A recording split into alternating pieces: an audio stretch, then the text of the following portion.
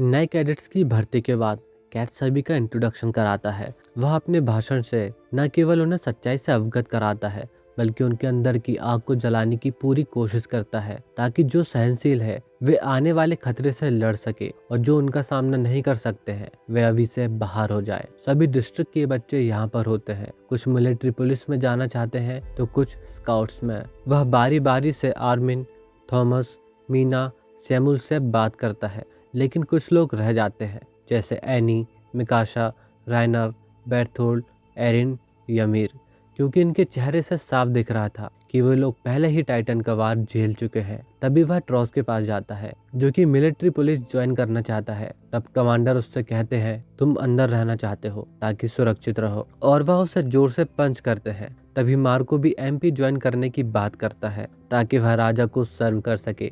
आगे कैद कॉनी के पास जाता है जो कि जोर से बोलकर सैल्यूट करता है, लेकिन उसकी पोजीशन उल्टी होती है। दरअसल सभी कैडेट को सैल्यूट करना शुरुआत से ही सिखाया जाता है, जिसमें कि वे अपने दाहिने हाथ को दिल में रखते हैं, लेकिन यहाँ पर कॉनी का बायां हाथ होता है।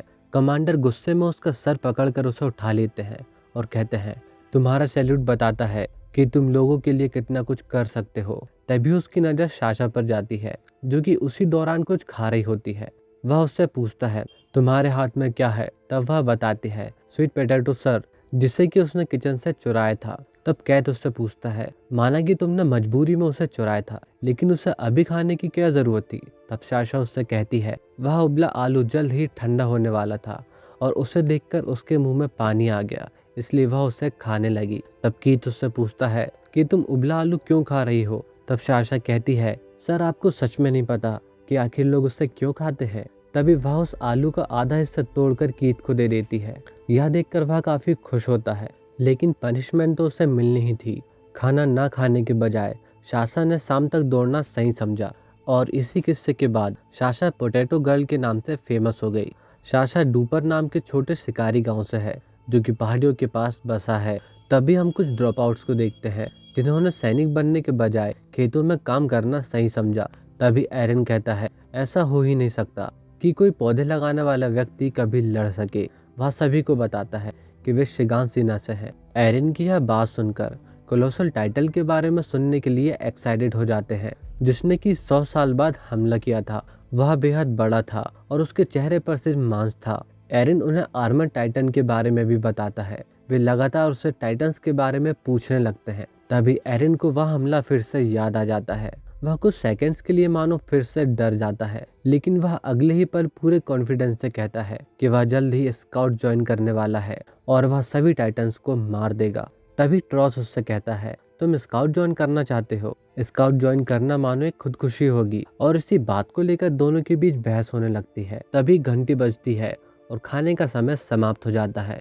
दोनों इस बात को यहीं पर खत्म कर देते हैं। तभी मिकाशा ट्रॉस के पास से गुजरती है, जिसे देख वह उसी पल उसे पसंद करने लगता है। तब वह उसे रोककर कुछ कहने की कोशिश करता है, लेकिन वह सिर्फ उसके बालों की तारीफ ही कर पाता है और मिकाशा वहां से जाने लगती है। तब वह उसे रोकने उसके पीछे दौड़ता है, लेकिन वह देखता है कि वह एरिन के साथ है। जहां एरिन उससे कह रहा होता है उससे अपने लंबे बालों की चिंता करनी चाहिए क्योंकि ये ओडियम ट्रेनिंग में प्रॉब्लम कर सकते हैं, जिसमें मिकाशा उसे तुरंत छोटे करने को मान जाती है। ट्रॉस यह सारी चीजें देख रहा होता है और उसका दिल टूट जाता है। शाम तक दौड़ने के बाद साशा वापस लौटती है।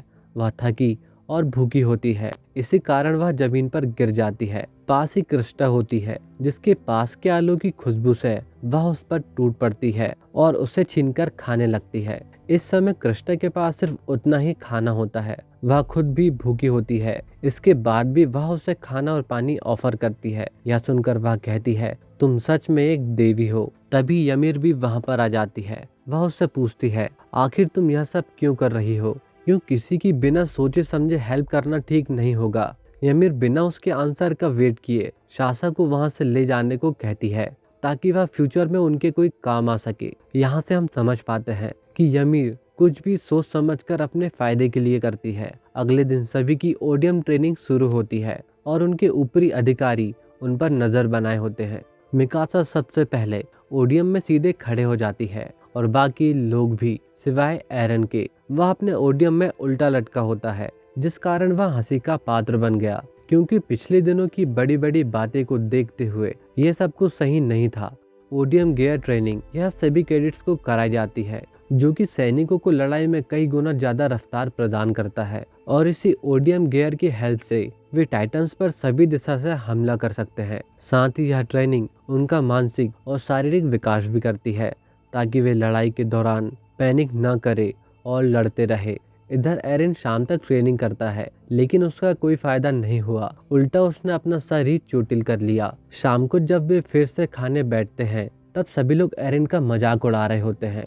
उधर एरिन के सर से धुआं निकल रहा होता है। तब मिकाशा उसे समझाती है, तुम्हें सैनिक बनने का सपना भूल जाना चाहिए, क्योंकि तुम्हारे अंदर वो ताकत नहीं जो कि एक सैनिक के अंदर होनी चाहिए।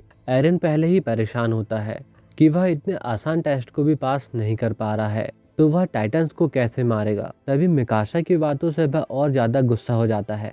वह कहता है, क्या तुम वो सब भूल गई जो टाइटन्स ने हमारे साथ किया। जिसमें मिकाशा कहती है, जरूरी नहीं जो हम सोचते हैं वही हो, इसलिए मेरी बात का बुरा मत मानना। वह अपनी बातें ऐसे ही जारी रखती है। उसी बीच घंटी बजती है और बाकी सभी लोग वहां से चले जाते हैं।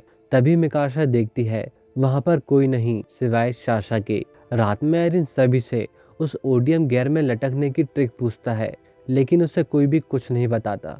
तब वे राइनर और बेर्थोल्ड के पास जाते हैं। बेर्थोल्ड उसे बताता है कि गियर में लटकने का कोई भी खास ट्रिक नहीं। तब राइनर कहता है, तुम शिगान सिनर से हो और टाइटन्स के बारे में जानते हो, तो इसके बाद भी तुम एक सोल्जर बनना चाहते हो। तब आर्बिन कहता है, मैंने उन्हें नहीं देखा, लेकिन एरिन उनके इरादे को सबसे पहले से जानता है, और मैं सरकार के कानूनों को बिना बजाय मानने के जो हाथ पर हाथ रखकर नहीं बैठ सकता, क्योंकि उन्हीं कानूनों के कारण लोगों की जिंदगी बदतर हो गई है। आगे राइनर बताता है, वे पहाड़ के पास एक छोटे गांव से आए हैं, जहां पर टाइटन्स की कोई खबर तक नहीं थी, इसीलिए वे समय रहते नहीं भाग पाए और टाइटन्स ने सब कुछ खत्म कर दिया।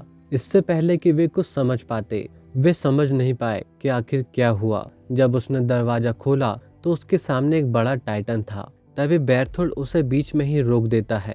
यहाँ वे चारों ही होते हैं जिन्होंने टाइटन्स को देखा था। आगे बेर्थोल्ड उन्हें बात करने बाहर ले जा लेता है। यहाँ पर ज्यादातर लोग दिखावा करने सामाजिक डर से आए। बेर्थोल्ड यहाँ पर एमपी ज्वाइन करने आया था, ताकि वह सुरक्षित रहे, और कोई भी गड़बड़ होती है तो वह सब कुछ छोड़ देगा। और राइनर यहाँ से सिर्फ अपने घर वापस जाना चाहता है, जहाँ से उसे भगाया गया था। तो वहीं एरिन ने सभी को मारना चुना, चाहे जो हो जाए। तब राइनर एरिन का मनोबल बढ़ाते हुए कहता है कि वह कल का टेस्ट आसानी से पार कर लेगा। अगले दिन की ट्रेनिंग जब शुरू होती है तो एरिन ओडियम गियर में सीधे खड़ा हो जाता है। यह देखकर सभी काफी खुश होते हैं, लेकिन कुछ ही देर बाद वह फिर से गिर जाता है। तब कीथ पाता है एरिन की बेल्ट उल्टी थी। तब वह उसे चेंज करवाता है, जिसके बाद एरिन उस टेस्ट को आसानी से पार कर लेता है। और इस बात का पता चलते ही सब हैरान हो जाते हैं कि एरिन ने गियर टूटे होने के बाद भी ओडियम का सही से यूज किया था। और यह देखकर कीथ मन ही मन कहता है कि ग्रशा, आज का दिन बेहद खास है, क्योंकि तुम्हारा बेटा अब एक सोल्जर बन गया है। और यहाँ से हम एक बात समझ पाते हैं कि ग्रशा और कीथ के बीच कुछ तो कनेक्शन रहा होगा। आगे हम कैडेट्स को जंगलों में ओडियम गियर यूज करते हुए देखते हैं। एरिन को अब विश्वास हो गया कि बाकियों के साथ मिलकर वह टाइटन्स को हरा सकता है।